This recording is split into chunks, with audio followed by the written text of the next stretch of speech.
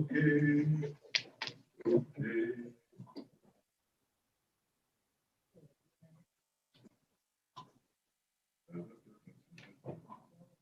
What's that? Yes. Okay. Okay, great. Good morning, everyone. Welcome to the public safety meeting for February 22nd. We have a lengthy agenda on the Sheriff's Department, and we also have an agenda with the Office of Emergency Services. But first and foremost, we want to get to the police reform and reinvention plan that Sheriff LaFar has been working on. I believe he's here with us today. This is the first opportunity that the board has had a chance to have input. Hopefully all of the board members have seen a hard copy and a copy on the electronic copy, so they're well versed in the details of the plan. So at this point in time, Sheriff, are you there?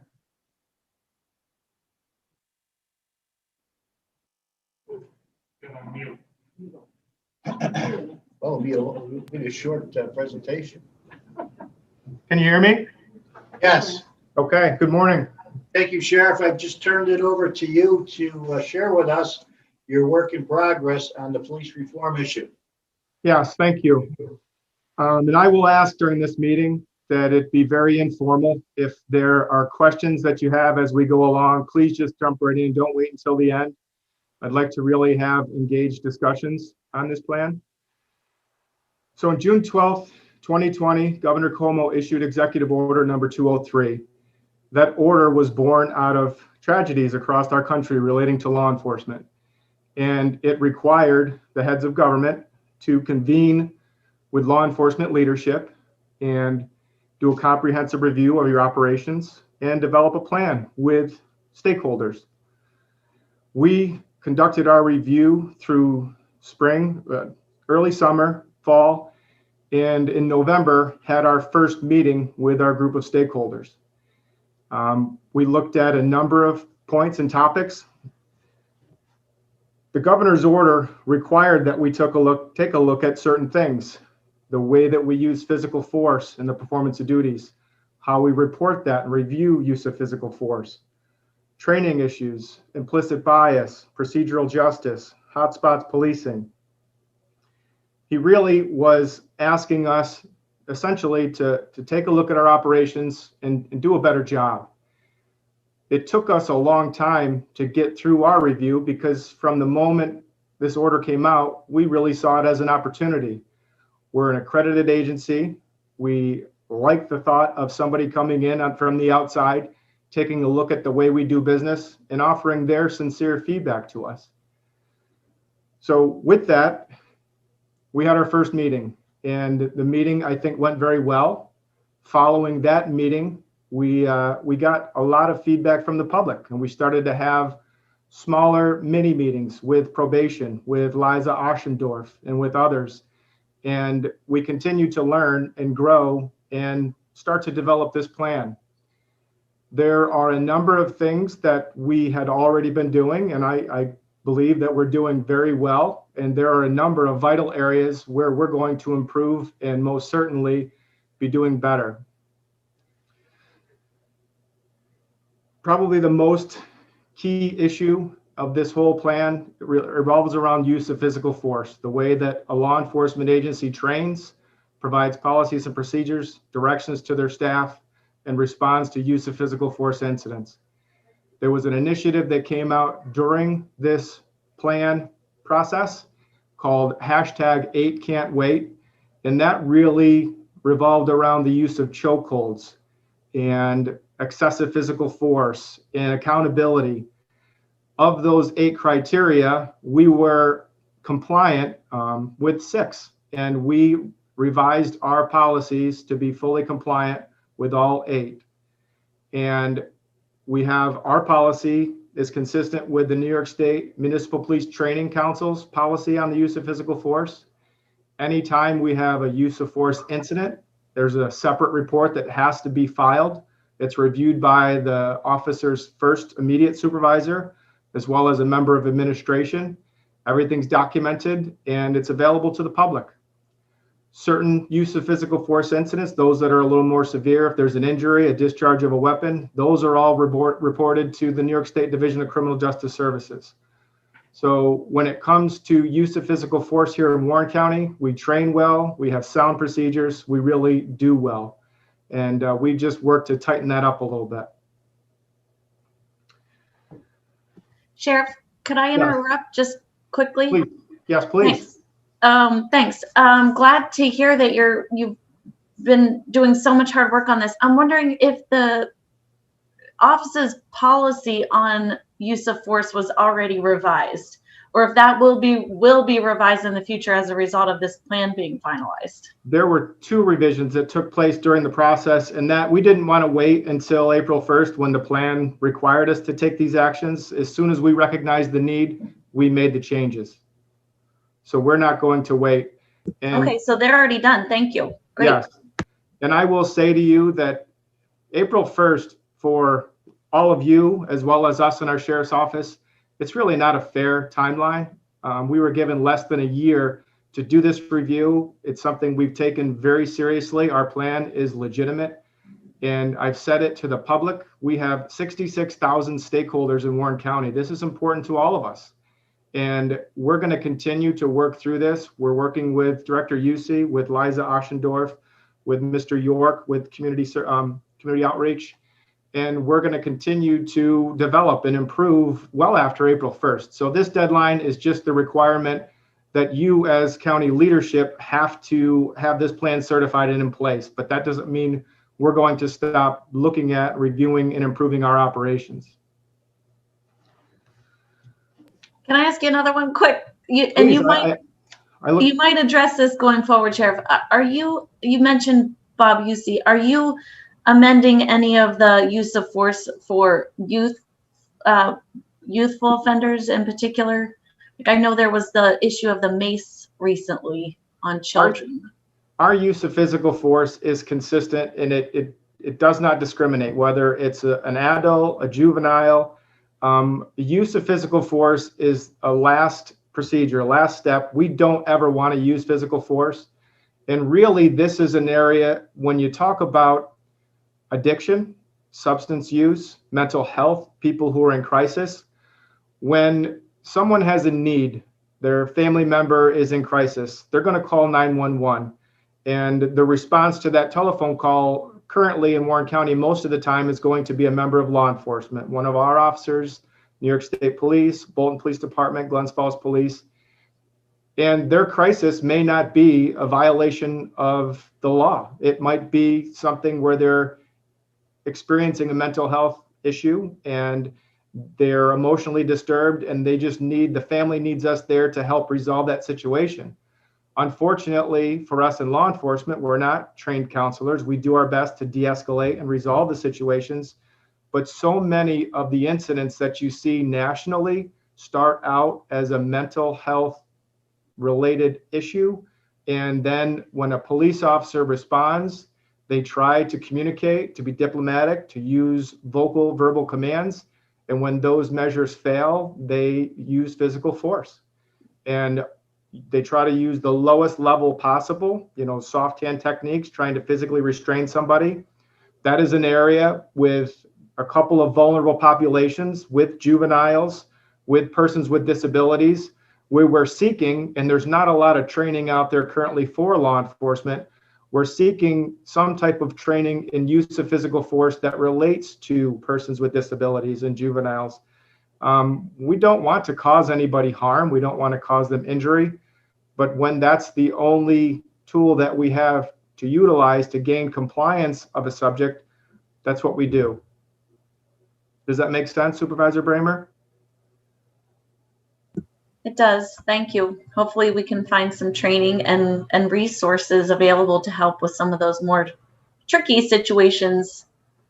I'm going to bounce around quite a bit as we speak. And as we come topic to topic, I really hope that more people will jump in like you have.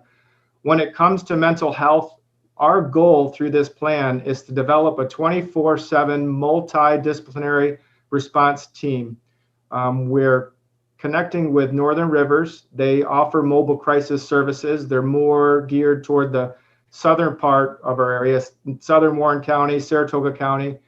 But our goal is to get them in Warren County to have their services available. So if we identify a mental health incident, we could contact them and there could be a mutual response, so that best case scenario, a police officer and a counselor are arriving at a residence at the same time, whether it's 2 in the afternoon or 2 o'clock in the morning, because those incidences are going to be definitely more successful for the families, for the person in need, and for us in law enforcement. They don't have the services now, as we all feel budgets are tight, and they do the best with what they have. We do have their contact number. They do report in Warren County, but they're just not quite 24/7 just yet.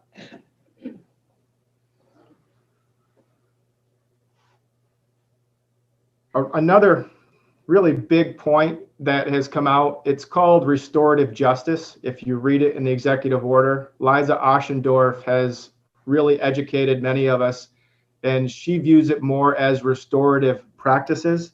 And really that's a rehabilitative approach to justice.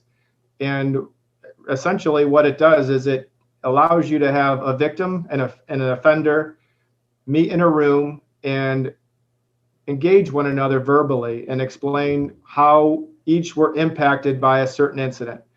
And when we first hear this, we recognize the potential issues that could be created. The victim may not want to be in the same room with an offender, so they can have designees or advocates that would go on the victim's behalf.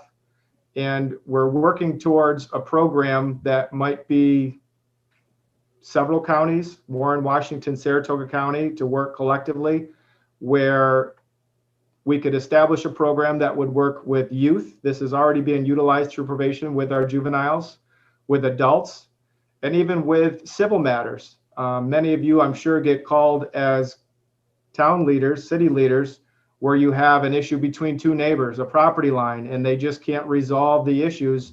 It calls and creates a number of calls for service for our sheriff's office. We're responding. There's nothing criminal that we can do. We can use these restorative practices to engage a mediator to try to sit these two people down and have a conversation and potentially resolve their issues before it escalates to a criminal offense. So we see a lot of potential with this, but it's in its infancy stage. This is something that we will definitely collaborate on, but we will not be the lead agency in. Are there any questions about restorative practices? Ben Driscoll. Yes, good morning, Sheriff. Good morning. I've had an opportunity to read the county's proposal, and I really enjoyed reading that. I've also read the City of Glens Falls Police Department's proposed plan, recognizing that there are certainly differences, demographics and needs in neighboring communities. Have you had an opportunity to read some of the proposals from contiguous counties? And if so, is there a consistency, or could you just comment on that, please? Certainly. I have read and try to read and search for every plan that I can find. With this, just like all of you, there's no need to reinvent the wheel. So I have been digesting every plan I can get my hands on, stealing anything that I think looks good and making it work for Warren County. This is something that Supervisor Driscoll, you hit it right on the head. We're all required to have a plan, but these plans are not cookie cutter. The City of Glens Falls is in Warren County, but if you think of demographics, you think of the nature of their calls that they received compared to the calls that we're going to receive in the town of Stony Creek, they're very different. So our plans will require us to develop policies and procedures.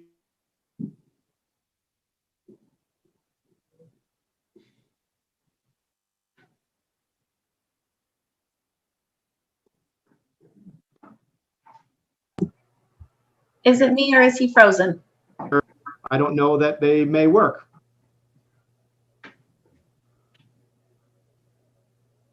Did that answer your question, Mr. Supervisor Driscoll? Thank you very much. Yes. Substance abuse and addiction. That's another area that it's something that the governor wants us to address. We've gotten out in front of that. It was something we started to do January of last year before the executive order even came out. I connected with the Alliance for Positive Health. It's a harm reduction service in the city of Glens Falls.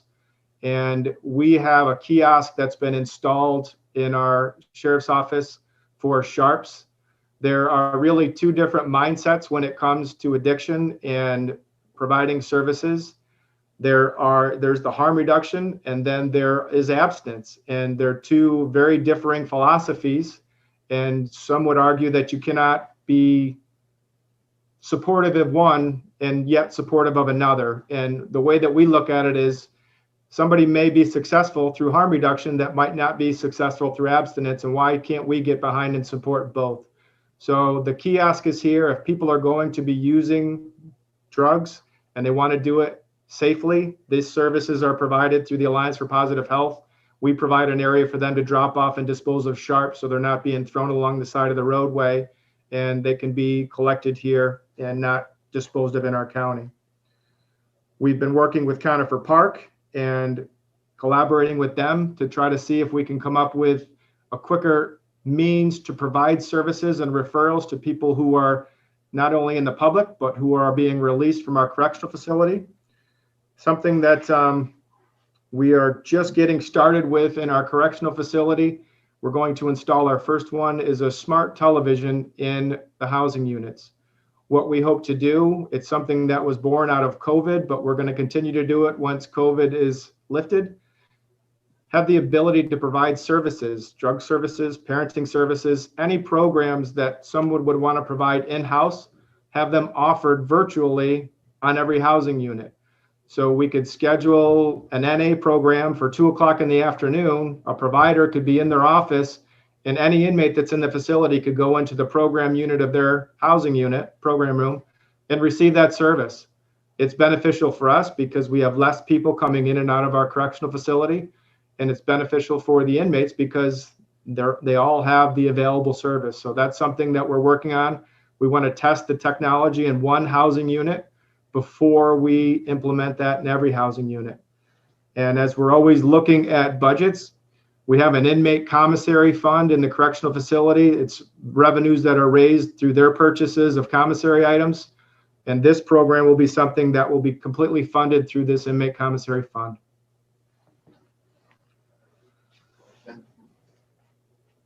Thanks, Chairman. Sheriff, one additional question. Upon approval of the plan, will the state allow us to make amendments to our plan based on maybe needs or going forward, things that we need to tweak in order to make it as strong a plan as possible? Yes, this is our plan. I would think it's going to change on April 3rd and it's going to change on June 4th. Our plan is going to continue to evolve as we evolve in our response to the needs of the county. It's really, for me, I just call it our first draft. I provided all of you with a draft proposal for the plan. Once it's adopted, it's going to be our best practices as of April 1st, but those best practices will change as we continue to learn and grow. Thank you. Yes, sir. Sheriff, it's Rachel Siebert. I just had a couple questions, if that's okay, about topics you hit on. My first one is, I know when we had heard from you previously, we talked a little bit about the model that Albany Med has for the crisis response team. Is that something that you could explore with Glens Falls Hospital? I know you mentioned, I forget the mental health organization that you previously mentioned, maybe North Rivers, but I know in Albany, they do include both not-for-profits as well as a response from the hospital that's incredibly effective upon suicide and other issues or suicidal threats. But I just wondered if maybe that was something we could explore with our hospital to see, especially now that they are affiliated with Albany Med. there will really be nothing that you'll suggest or propose that we would ever turn down. If there's a service that we think can benefit or help our residents, we are on board. That's something that maybe we call and we arrange a meeting with the hospital, with their leadership and staff. It's something that, again, when I say this, we want to be sitting at the table, but that would be something that we may not be the lead entity as a stakeholder, but we want to be there. And I agree. I think that's a fantastic idea. Sure. Well, I'm happy to help in any way we can. Of course, I'm sure I speak on behalf of all 20 of us with that perspective on coordination with the hospital to the extent that's helpful. The other question that I had was about resources for training with disabilities and mental health with use of force. The National Association of Counties, I think I do forward you on a couple of emails here and there when it looks like there's a relative or topic that you'd be interested in, but I'll reach out as one of their national vice chairs and ask them about training that they could provide to the sheriff's office to fill that gap that you identified previously to Supervisor Bramer, if you think that would be helpful. Please, absolutely. We've been getting a lot of feedback and information on training. I think, if nothing else, the governor's order is going to force the New York State Division of Criminal Justice Services and other entities to do more, to provide more. And we're starting to see that already. As an accredited agency, there was a new standard that came out that outlined the requirement for medical care. If somebody is in our custody, and you would think this is just a common sense point that you wouldn't need to have a policy in place, but they came out with a new standard that requires us to have a policy on when and how we provide treatment and care to people who are in our custody, not in the correctional facility, but detainees, arrestees, defendants. And we are now compliant with that new standard. We quickly developed a policy. You're also going to see DCJS coming out with a lot more in the way of training, and it's going to be focused on cultural diversity, implicit bias, persons with disabilities, use of physical force, de-escalation. And I'm confident that a lot of these trainings are going to be mandatory for our staff, which is outstanding because we can't say no. If you want to remain accredited, you're going to have to make sure that you're doing what the state's asking of you to do. And again, you would think, well, why would you need to do that? In this day and age of tight budgets and COVIDs, there may be agencies that just wouldn't have the time. If you're compelled to do it, you find and you make the time. Well, thank you. My last comment was just on the restorative justice model. And certainly that approach, I think we talked about it before with Janet Kopash through the Director of Victim Services with DOCS. And I know they have a very wildly successful mediation and restorative justice program that may be helpful as you look to model that. But I know we have an in-house expert with Liza. We're so lucky to have her experience and all the years that she's been working on restorative justice. And as you know, that's worked really well with probation. So it'll be nice to see that in the sheriff's office as well. We're really looking forward for COVID to lift so that we can start to gather and really get some traction with some of these programs. It's holding us back. And I understand it. Hopefully, with the vaccinations, things will start to open up and move forward. But I'm confident great things are in store. Tomorrow at 2 o'clock, NISAC is going to be covering this subject with their virtual meetings that I think begin later today and go through the end of the week. So 2 o'clock for a virtual meeting from NISAC. Again, signed up for that. We got the information on that, I think it was a week or so ago. Thanks. Something else that we started to look at, again, use of physical force is so important in our jobs, is a simulator system, something that immerses an officer in the scenario, a traffic stop, a domestic incident, emotionally disturbed person, and they have simulated weapons, and based upon the commands that they give and how they respond, these scenarios can go in any number of directions. And we're reviewing some of these software systems. Saratoga County has a couple, and we found one that we really like. This is something that when we decide to make the purchase, it will be purchased with grant funding. And we're going to open this up so that all of our members can access it and train on it as often as they wish. And again, it goes right to you respond and you act the way that you train. And if they're highly trained and they train often, they train frequently, and they train right, they're going to respond properly.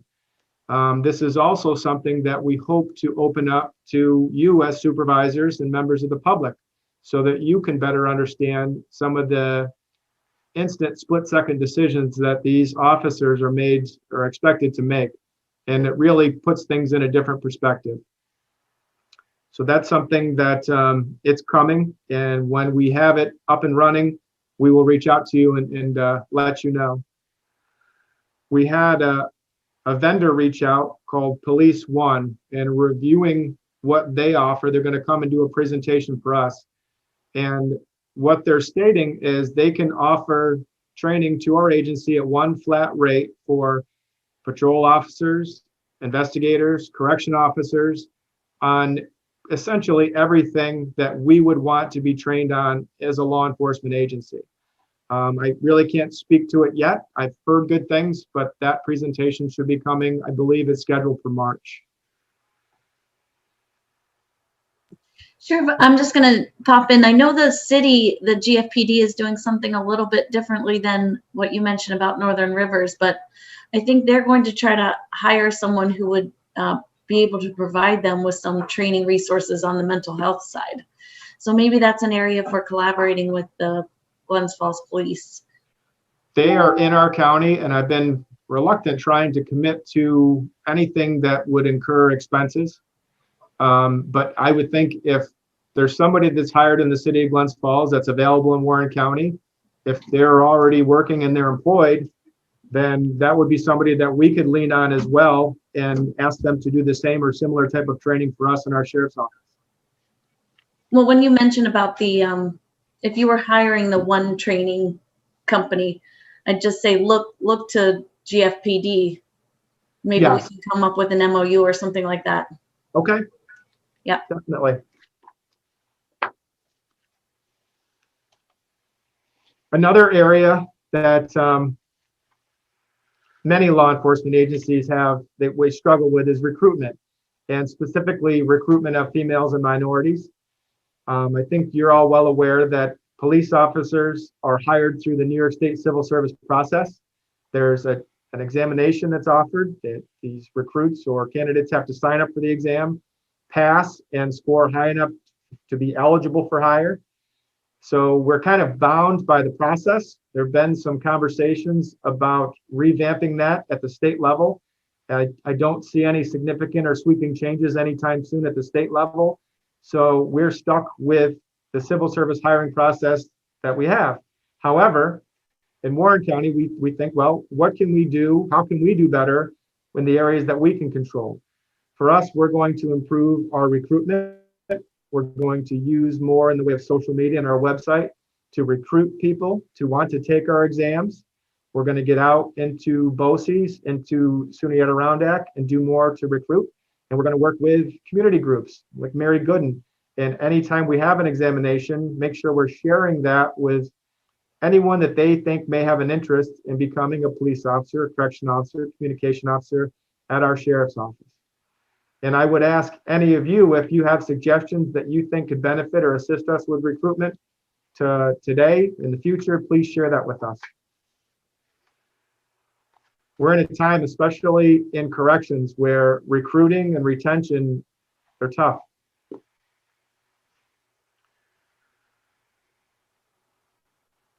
Crime prevention through environmental design, that's something that it essentially is what the title states.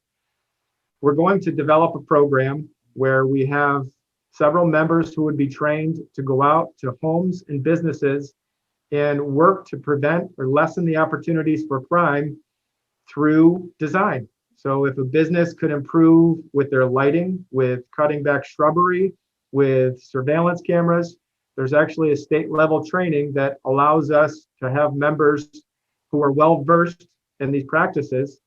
We'll develop a program. We'll have forms that these businesses can sign. We'll provide them with the information and guidance. And we hope that through this program, we can reduce crime in Warren County.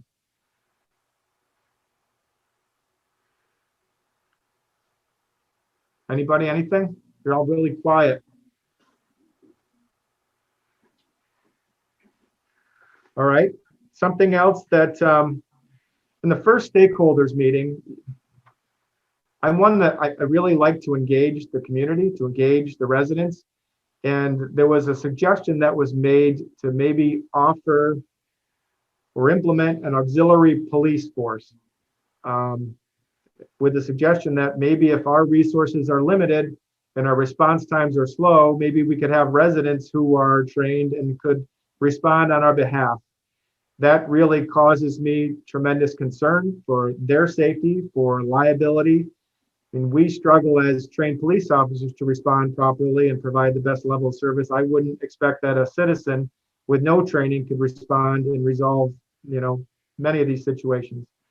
But what we're looking at is getting back to a neighborhood watch program where we would ask residents to take a little more ownership in their own neighborhoods and their own communities and not engage, not to have communications when they see something, but call and let us know, to be an extra set of eyes and ears in their neighborhood and assist us.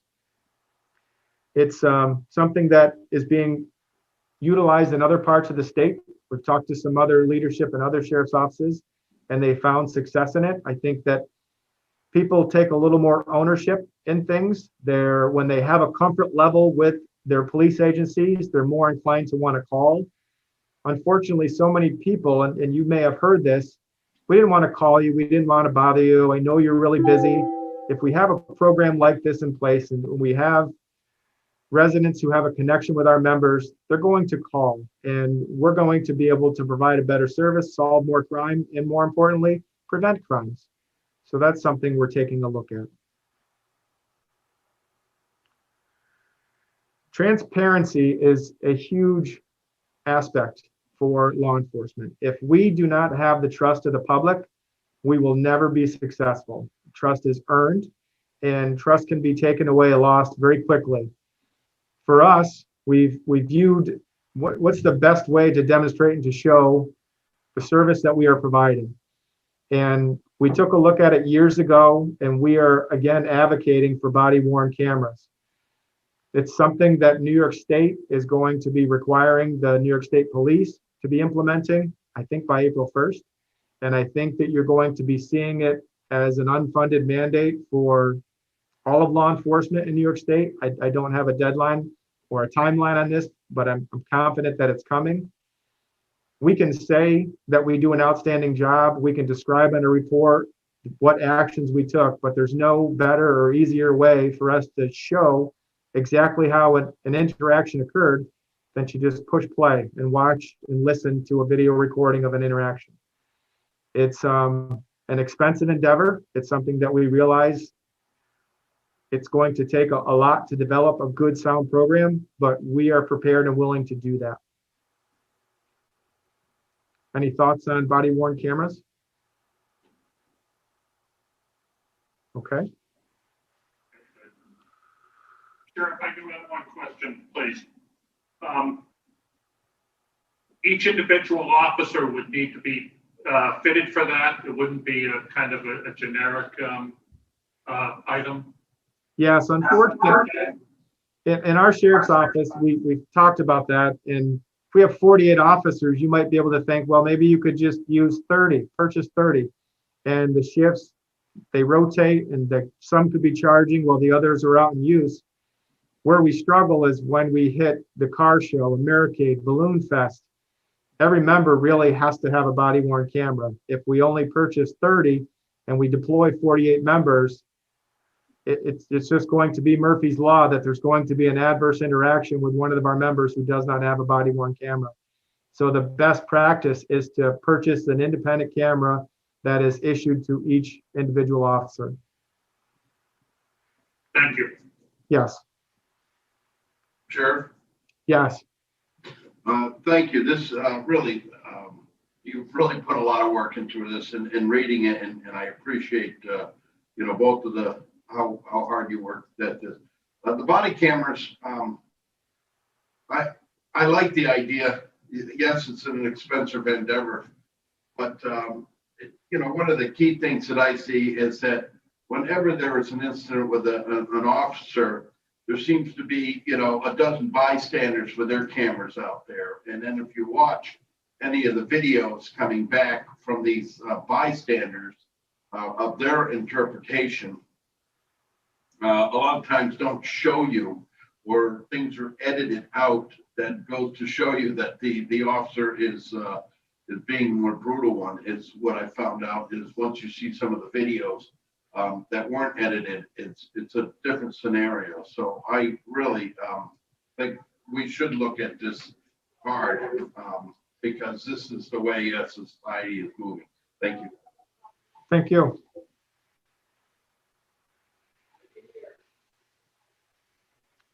Warren County offers a tremendous amount of resources to our residents. So much so that if you ask me now to give you a phone number for a domestic violence project or Northern Rivers, I can't provide it to you off the top of my head.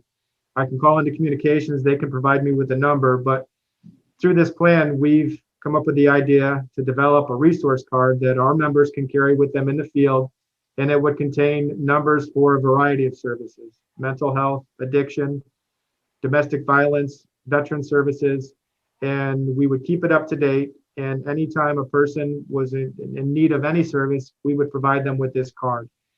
It's going to be a living document, and this is something where I know that you all have connections in the community. I would just ask you if you can think of an entity that you may think our residents would want as a resource. Please just shoot me the name of the business, the address, the phone number, and we will include that on our card. Any thoughts on that? Okay.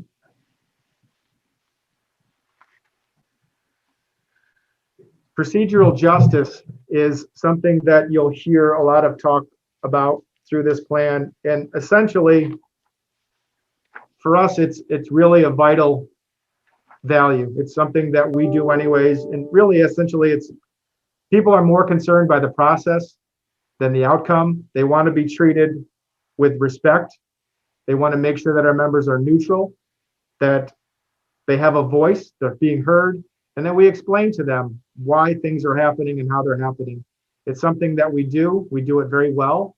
And, the undersheriff and I have said to our staff, we don't care how many tickets that you write. We don't care how many arrests you make. We're not driven by numbers. Go out and take care of your community. Provide the best service possible. There are people out there who are going to challenge you. You treat them with dignity and respect. And our people do that. They do it day in and day out. So when you hear of this, just know that I will say this to you, Warren County Sheriff's Office are leaders in this area. A couple other points that really, hotspots policing. If you hear that, essentially, if you're in an urban area and it's a high crime area, guns, drugs, hotspots policing is saturating that area with resources. And it can be continued, it can be intermittent.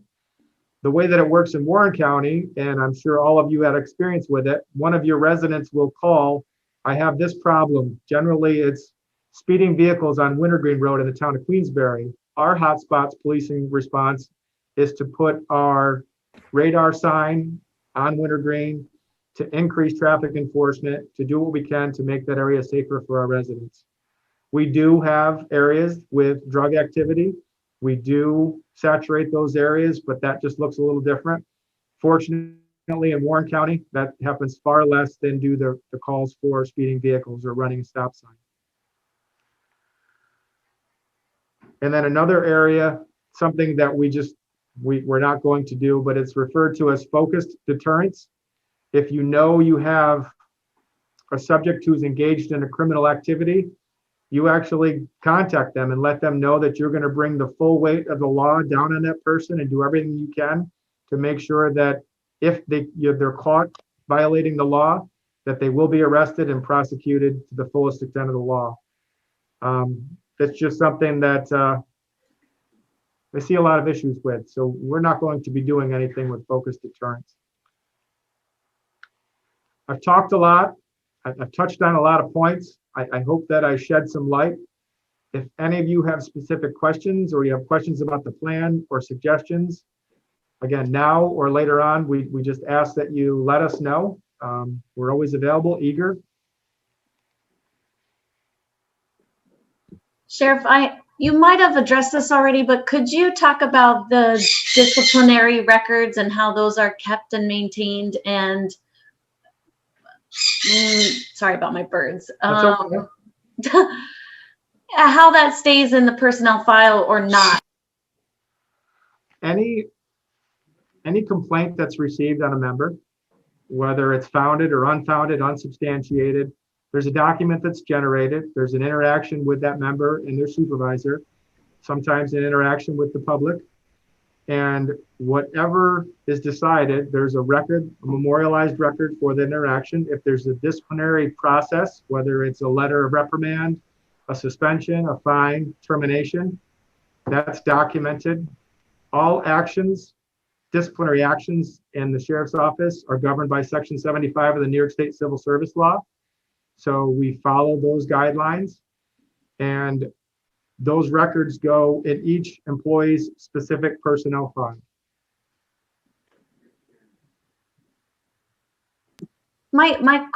Does that stay there forever, or are they at some point purged? We follow I don't know if you're familiar with the local government schedule number 1 for municipal governments. So there's a schedule, a timeline for the maintenance of records. The general personnel cover sheet or basic information on employee is permanent. That's following their separation from employment. We have to maintain that forever. The actual personnel file, the application, the background check, performance evaluations, those are maintained for 6 years following separation from employment, whether that's a retirement, a resignation, a termination. So from the date of employment, that's 6 years.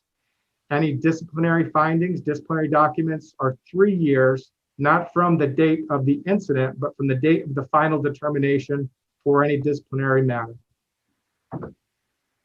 And that's a requirement of New York State accreditation that we have to, and I think the county has to be in compliance with LGS 1, Local Government Schedule 1.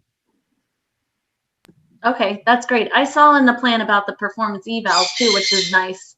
Yes. I have, did you guys consider a citizens review board when you were in your discussion? That was something that Marcy just mentioned during our last, Public Defender Marcy Flory just mentioned during our last stakeholders meeting. It's something we are having conversations about.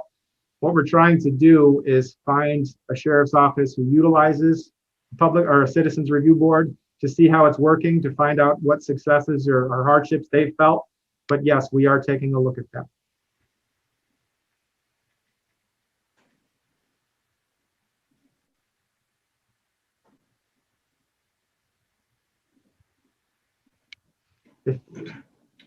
Hey, Sheriff, Yes, sir. does this conclude your report for today? This would conclude my first agenda item. If there are no questions or any other discussion, yes. Well, I'd like to ask some of the other supervisors that may be online, do you have any additional questions in regards to the police reform that the sheriff has presented today? One more process question, and I'm sure you guys know, but are there specific things that need to be in the plan, and have we covered everything that the governor's office said we have to cover? I mean, your plan looks great to me. Yeah. I just wonder that we checked all the boxes. Okay, thanks. We have to consider everything. And what you want to be careful of is committing to something in your plan that doesn't suit your municipality or would not be necessary for your county. So every area where we've recognized a need, we have addressed it in our plan. And it's under the section for commitments. Okay, I just want to reiterate your point, Sheriff, that this is going to be a working document and it will be looked at, examined, and modified as things continue. Yes, sir. Mr. Lehman, is there anybody from the public that has any comments? Okay. Good morning, Chairman Diamond. No public comments at this time. Thank you. Okay, Sheriff, we will want to continue on with your agenda, so I hope that you stay on the line. Let's move into our agenda that's in front of us. We didn't have a meeting in January, so there's really no need to approve any minutes. I'd like to move on to. Okay, so is there a motion to approve the December meeting of 2020? And there's a second. Okay, all in favor? Aye. Motion carries. Thank you. Item 2 on the agenda, item 2 and item 4 is just a rollover of funding from the years from last year to this year. Can we do those all at once, or can we? Okay. So item 2, 3, and 4 is a transfer of funding. Item 2 is a transfer of $10,826 from the 2020 budget to the 2021 budget. Item 3 is a transfer of $19,994 from the 2020 budget to the 2021 budget. And number 4 is a transfer of $19,093 remaining in the 2020 to 2021 budget. Is there a motion to bring that to the floor? And there's a second. I'll call the question. All in favor? Aye. Motion carries. Thank you. Item 5 is to enter an agreement with Verizon MCI Communication Service to provide to complete an internet fiber optic connection at the Hague radio tower site and provide optic data radio communication services. Currently, they're using a copper T1 line at a monthly cost of about $1,200. By going to fiber optic internet services, it appears that it's going to save us about $300 a month. There's a motion to approve that. Put it to the floor. Mr. McGowan? Mrs. Frazier? Any questions? All in favor? Aye. All right, motion carried. Thank you. Item 6 is to fill a communication officer's position. We had a communication officer recently resign, and he's taken another position elsewhere in the area. Is there a motion to bring that to the floor to hire a communication officer? Ms. Shepler? Mr. McGowan? Question. Is there any discussion? Please, Mr. McGowan. Yes, I see that they went over to the Washington County 911 Center. It's do we know why? Is it more money, better benefits, less hours? They have a 12-hour shift. So through that scheduling, they get every other weekend off at the Washington County Communication Center. And I believe currently their salary schedule pays them a little better than members of the Warren County Sheriff's Office Communication Center are paid. And what do we work on a shift? An 8-hour shift? And Ours are 8-hour shifts, 3 shifts. Yes. and then is that like they have to work weekends? They have set pass days. So yes, depending on, they rotate. Sorry, communications rotate. So about every 6 to 7 cycle, they'll get weekends off. But I think it's appealing to have every other weekend off for Washington County. That's something that we wouldn't look to go to. 12-hour shifts are challenging to administer, and especially when it comes to overtime.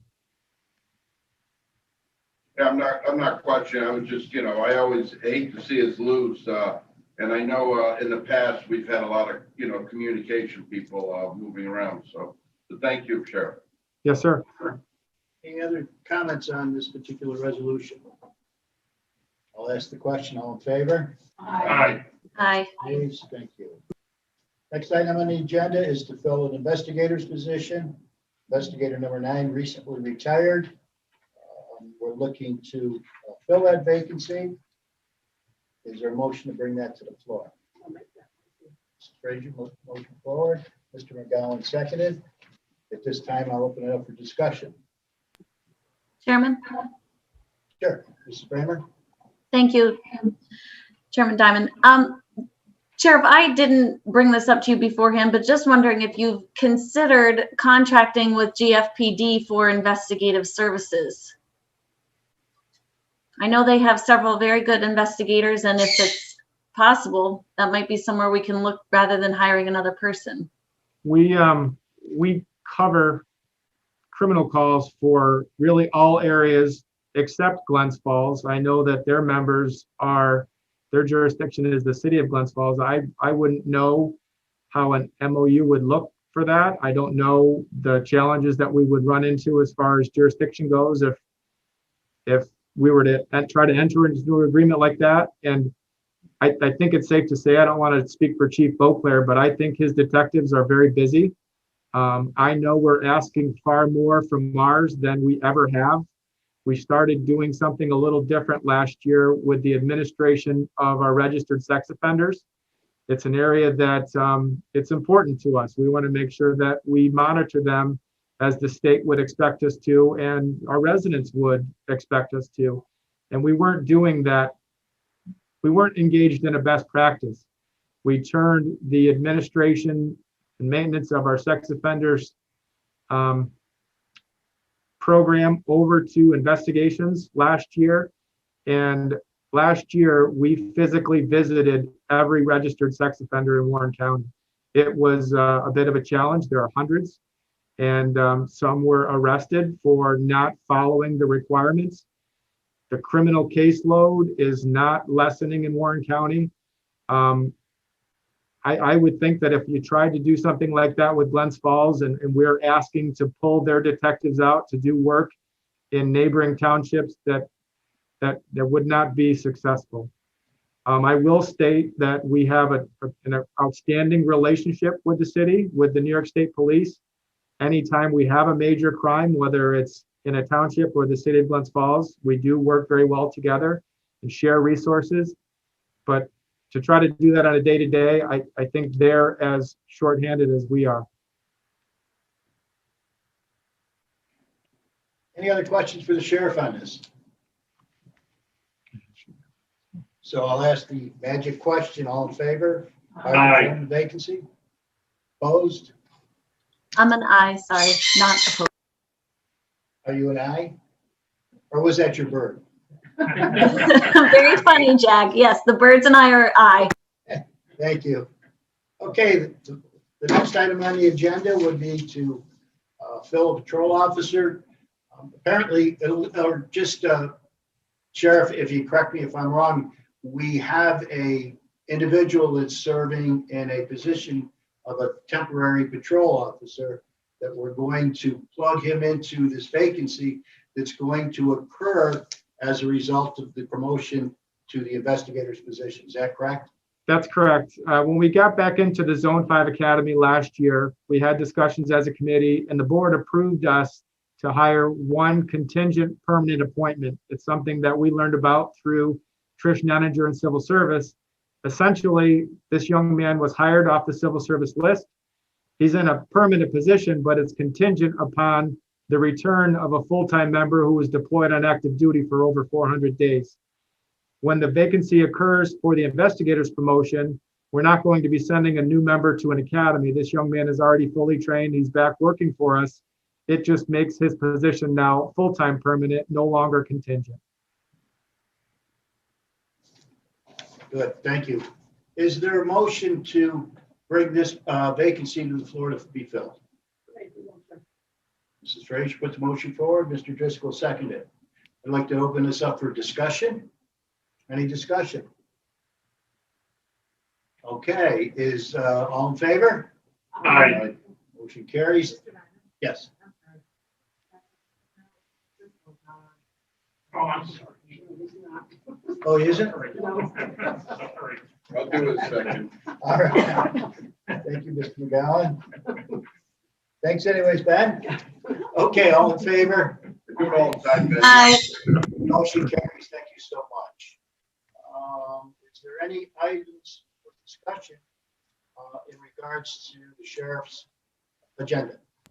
Chairman, if you'll let me, I know there were some other, I think there were other notices of intent to fill. I want to make sure the committee gets all of those today and that we consider and approve them. I think that these are the only notices that I've received at this point were to fill these 3 positions. These are the only 3 that we have. Urban. We expect that we're going to have several over the course of the month of March. I'd prefer to provide them to you preemptively, but I think it'd be inappropriate to have discussions about employees who aren't retired yet. You know, it does create a bit of a hardship for us if we have somebody that retires. The last Public Safety Committee meeting was on the 29th of January. That's the date that I submitted the notice of intent to fill. So we've had a vacancy in a really vital position in investigations for almost a month. I understand the need to want to have discussions about these. We can preemptively project when people will be leaving, but we're bound by this process and have to wait. I would expect that we'll be sending over probably about a half a dozen for the March meeting. Well, Sheriff, this is the March meeting. I mean, these are the meetings for the March. I'd rather you not, you know, have come to us in like 2 weeks and then we don't have a way to get them approved for you without, well, I guess we could call a special meeting of our, whatever we are. The hardship that we're in is some of our members, I have to respect their privacy. They filed with the state of New York. They have a projected date, but they asked, could you please not share, you know, this publicly? And if I send over a notice of intent to fill with a March 21st date on it, and it has a specific title, these are police officers. Everyone's going to know who's retiring, and I've now just disclosed something that one of our members who's been with us for a long time asked me not to. So it does create a hardship for us. I understand that. If there are ever times where you want to look at specific positions and ask us to try to justify why we continue to have a need for these positions, I would expect and have those discussions.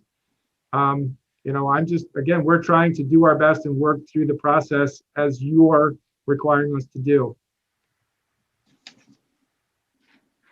Any other questions? Mr. Chairman, Yes. if I might, I'd just like to speak to the process that we're required to go through for adoption of the police reform package that the sheriff presented. The Board of Supervisors will be required by state law to adopt that report in advance of April 1st. So the process that we had discussed, and Sheriff or Chairman, correct me if I'm wrong, but we had discussed opening this up to 2 weeks of public comment, where the Sheriff's Office beginning today will receive public comment on this draft.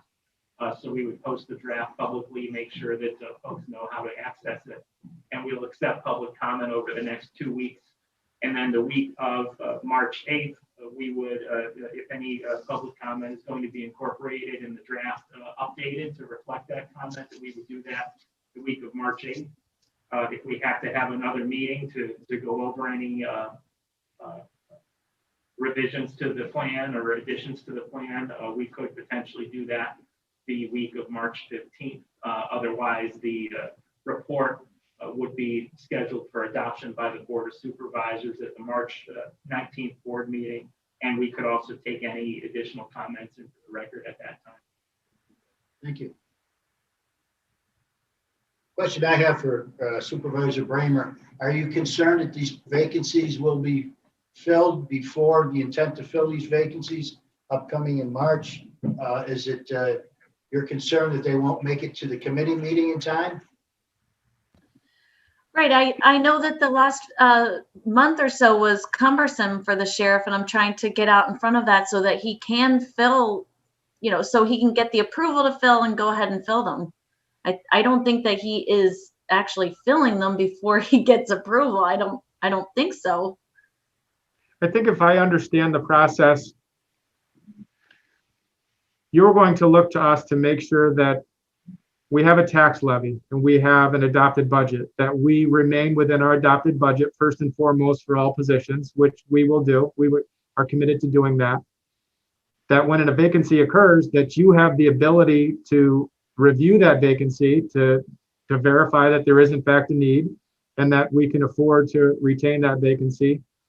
I will say to you, when it comes to a patrol officer, an investigator, correction officer, communications officer, really anyone within our sheriff's office, I don't know the criteria you're going to seek from us if you're looking for statistics, but we're running very lean and we will always have the need. We will always stay within our budget. It is challenging for us because we don't know from month to month exactly who and when they're going to go. So sometimes it happens right after we have a public safety committee meeting like last month. And as soon as we have the vacancy, we'll provide the form. If it's just a matter of maybe a conference call or a few meetings and then having discussions about it at the public safety committee meeting, I'm open to anything that you could do to help us through this process.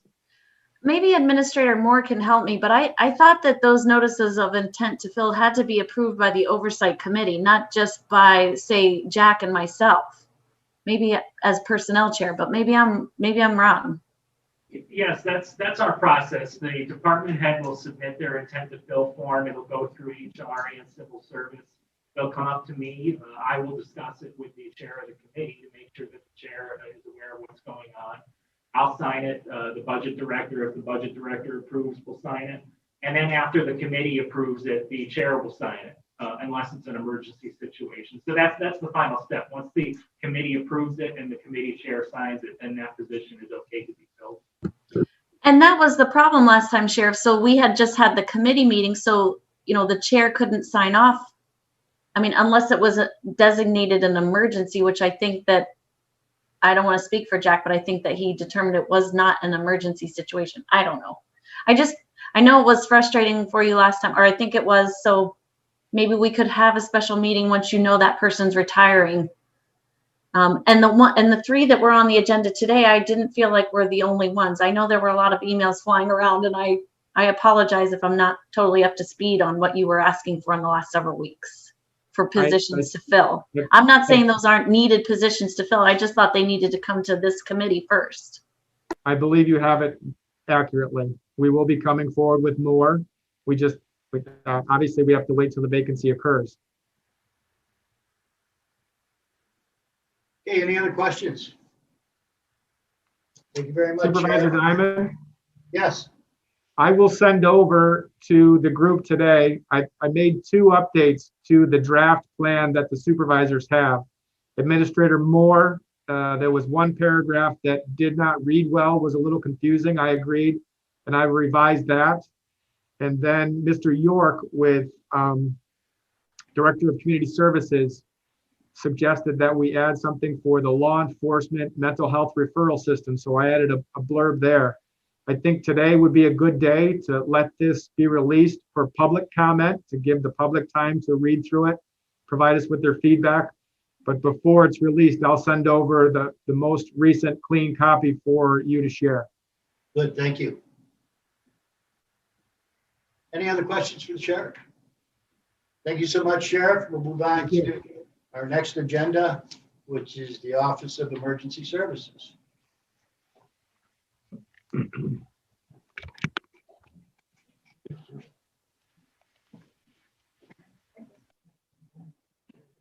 morning. Okay, we'll move on with the agenda right now for the emergency services. The committee has been called to order. We do have a quorum here today. Is there a motion to approve the minutes of the prior committee meeting? We did. Okay. Now we're on to the action agenda. First request is to delete the position of the county fire coordinator, temporary annual salary of $45,000, $6.60.93 per hour, effective March 22nd, 2021. The rationale is the resolution needs to be amended in the Office of Emergency Services table of organization. As everyone knows, Brian LaFleur's last day was this past Friday. I want to thank him for all his years of services and his willingness to stay on and help to get his replacement trained and up to speed. So thanks again, Brian, for your your hard work and dedication in Warren County. Is there a motion to put this resolution forward? Mr. McGowan, second by Ms. Shepler. Any discussion around the table of organization? If not, is there all in favor for this resolution? Hi. Opposed? Motion carries. All right, next item on the agenda is to discuss the Office of Emergency Services Table of Organization.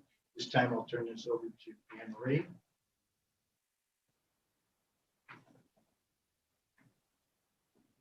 All right, so right now, for our table of organization, we do have an area that we're looking at. There's, with Amy Drexel having resigned from the department and from the county, I'm currently looking at what is needed in our department so we can make sure that we fill this gap appropriately.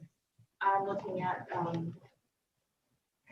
what's required for the current grants that we have right now, and also looking at what we currently have in the office for experience. So I'll just want to, take some time to review that before we make any changes to the table. Thank you. Any questions for Anne Marie? McGowan? Yes, thank you, Mr. Chairman. I know we've had many discussions, new fire coordinator, and the EMS. Is there something,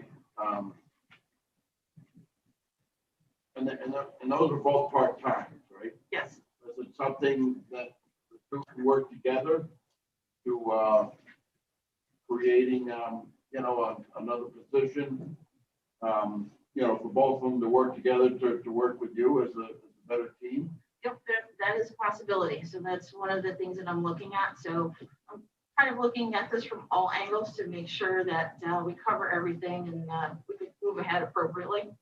Right. Well, thank you. Yep. Any other questions? Thank you, Anne Marie.